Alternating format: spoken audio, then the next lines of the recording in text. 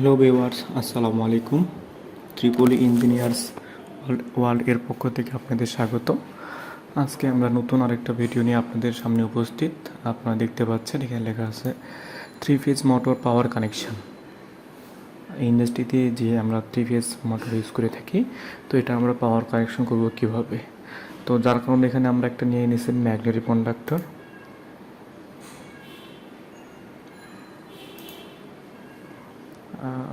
Conductor. তারপরে আমরা এখানে একটা নিয়ে নিয়েছি দেখেন 3 ফেজ মোটর। ঠিক আছে, এখন আমরা হচ্ছে 3টা পাওয়ার লাইন এখানে অ্যাডজাস্ট করব। এই দেখেন লাইন 1, যেটা আমরা বলে থাকি হচ্ছে রেড। লাইন 2 যেটা হচ্ছে আমাদের ইয়েলো। আর এটা হচ্ছে লাইন 3 যেটা হচ্ছে আমাদের ব্লু। তো আমরা 3টা ফেজের জন্য 3টা লাইন নিয়ে নিচ্ছি। এখন আমরা রেড থেকে একটা তার নিব, ইউলো থেকে একটা তার নিব। রেড থেকে একটা তার নিলাম, নিয়ে নর্মালি ওপেন দিয়ে মোটরে সংযোগ করে দিয়ে দিছি।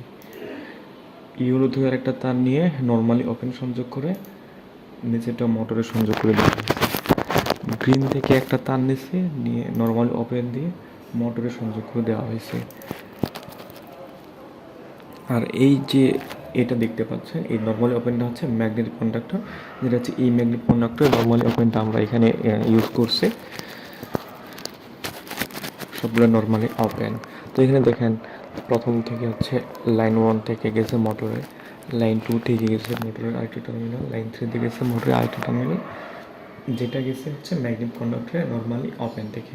এটা ছিল আমাদের পাওয়ার সার্কিট, 3 ফেজ মোটরের পাওয়ার সার্কিট ক্যালকুলেশন। তো ভালো থাকবেন, আসসালামু আলাইকুম।